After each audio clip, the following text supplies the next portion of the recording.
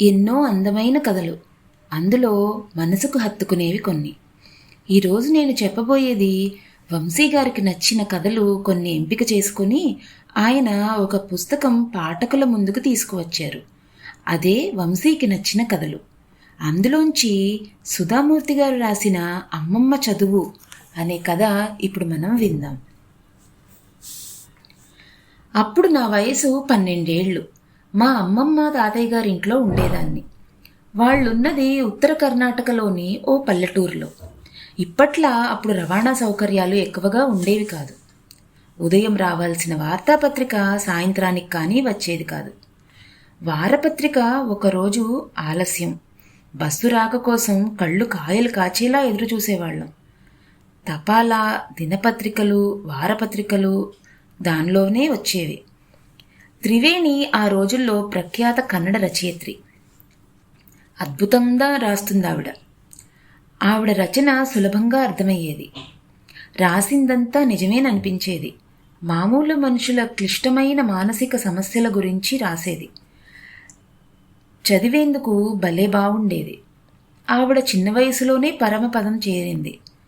అది కన్నడ భాష దురదృష్టం. 40 ఏళ్ల తర్వాత ఇప్పుడు కూడా ఆమె రచనలను మెచ్చుకుంటున్నారు. అప్పుడు కర్మవీర అనే పత్రిక వచ్చేది. అందులో ఆవిడ రాసిన కాశీ యాత్ర అనే కథను సీరియల్గా వేసేవారు. ఒక ముసలావిడ కాశీయాత్ర చేయాలనే గాఢమైన కోరికకు సంబంధించింది.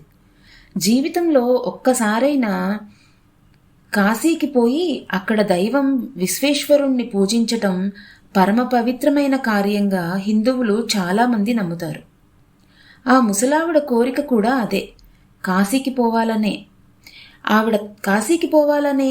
ఆవిడ తాపత్రయాన్ని వర్ణించడమే నవల ముఖ్యాంశం.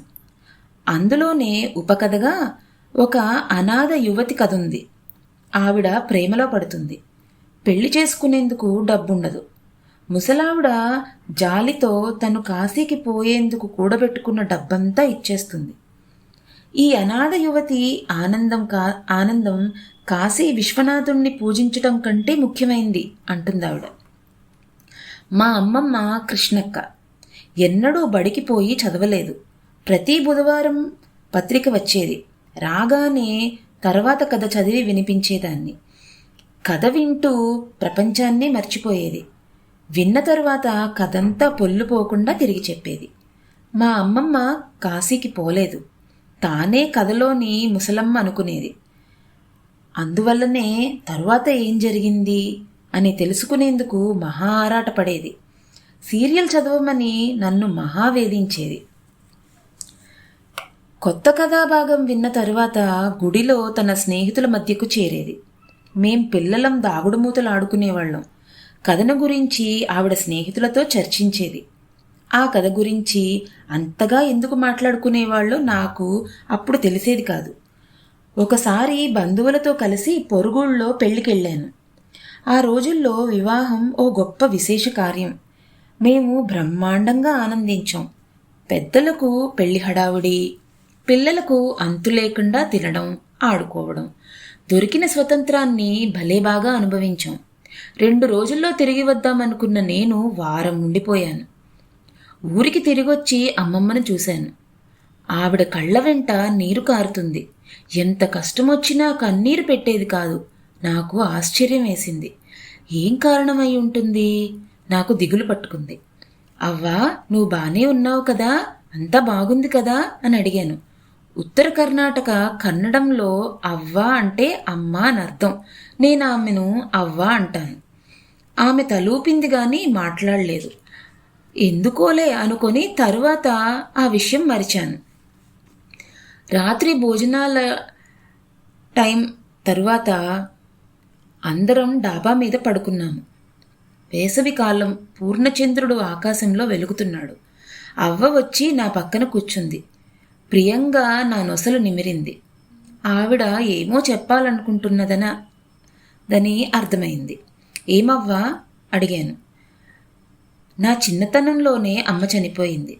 నా ఆలనా పాలనా చూసేందుకు, సలహాలిచ్చేందుకు ఎవ్వరూ లేరు. మా నాన్నకెప్పుడూ పనే. 2వ పెళ్లి చేసుకున్నాడు. ఆ రోజుల్లో ఆడపిల్లలకు చదువు అనవసరమని అనుకునేవాళ్ళు. నన్ను బడికి పంపలేదు. చిన్నతనంలోనే పెళ్లి చేశారు. పిల్లలు పుట్టారు. తీరిక లేకుండా పోయింది. తరువాత మనుమలు మనమరాళ్ళు వచ్చారు. వాళ్లకు వండడం పెట్టడం చాలా సంతోషంగా ఉండేది. అప్పుడప్పుడు చదువుకోలేదు అని బాధపడేదాన్ని. అందుకే నా పిల్లల్ని వాళ్ళ పిల్లల్ని బాగా చదివించాలని నిర్ణయించుకున్నాను. నాకు 12 ఏళ్ళు, అమ్మమ్మకు 62 ఏళ్ళు. ఈ అర్ధరాత్రి తన జీవిత కథ నాకెందుకు చెప్తున్నట్లు? ఆమె అంటే నాకు మహా ఇష్టం. ఈ కథ చెప్పడానికి ఏదో కారణం ఉందని నాకు తెలుసు. ఆమె ముఖంలోకి చూశాను. సంతోషంగా లేదు. కళ్ళ వెంట నీరు కారుతుంది. ఆవిడ చాలా అందంగా ఎప్పుడూ నవ్వు ముఖంతో ఉంటుంది. అప్పటి ఆమె విషాదవదనం ఇప్పుడు కూడా నా కళ్ళకు కడుతుంది. ముందుకు జరిగి ఆమె చేయి పట్టుకున్నాను. ఏడవడం ఎందుకవ్వా? వద్దు, అసలు సంగతేమిటి? నేనేమన్నా చెయ్యాలా అన్నాను. అవును, నువ్వు సహాయం చెయ్యాలి. కర్మవీర మామూలుగా వచ్చింది. నువ్వు లేవు. పత్రిక తెరిచాను. కాశీయాత్ర కథ బొమ్మ చూశాను. కానీ చదవలేకపోయాను. అవైనా తెలుసుకోగలవేమోనని వేళ్లను అక్షరాల మీదుగా చాలాసార్లు పోనించాను. ప్రయోజనం లేదని తెలుసు. నేను చదువుకొని ఉంటే ఎంత బావుండేది. నువ్వు త్వరగా వస్తావని, చదివి వినిపిస్తావని 1000 కళ్ళతో ఎదురుచూశాను.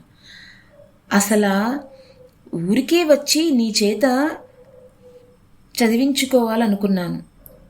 ఊళ్ళో ఎవరైనా చదవమని అడుగుండొచ్చు.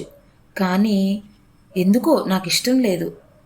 అస్వతంత్రంగా, నిస్సహాయంగా ఉన్నట్లు అనిపించింది. మనకు డబ్బుంది. స్వతంత్రంగా ఉండలేకపోతే డబ్బెందుకు? ఏం చెప్పాలో తెలియలేదు. అవ్వ ఇంకా చెప్పింది. రేపటి నుంచి కన్నడం అక్షరాలు నేర్చుకోవాలని నిర్ణయించుకున్నాను. బాగా కష్టపడతాను. సరస్వతి పూజ నాటికి పూర్తి చేస్తాను. ఆ రోజు నాకై నేను నవల చదవాలి. స్వతంత్రంగా ఉండాలనిపిస్తుంది.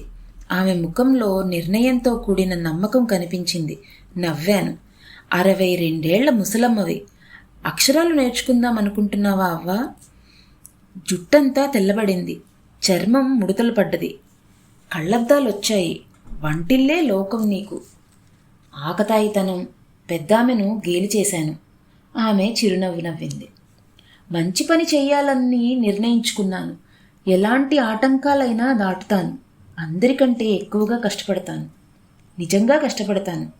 నేర్చుకునేందుకు వయసు అడ్డం కాదు. మర్నాడే చదువు చెప్పటం ఆరంభించాను. అవ్వ అద్భుతమైన విద్యార్థిని. హోంవర్క్ అద్భుతంగా చేసేది. చదువుతుంది, మళ్ళీ మళ్ళీ చదువుతుంది, రాస్తుంది, అప్పగిస్తుంది. నేనామెకు ఏకైక ఉపాధ్యాయున్ని. ఆమె నా ప్రప్రథమ విద్యార్థిని. ఏదో ఒక రోజున నేను టీచర్నవుతానని, 100 మంది విద్యార్థులకు కంప్యూటర్ సైన్స్ బోధిస్తానని ఆనాడు నాకు తెలియదు.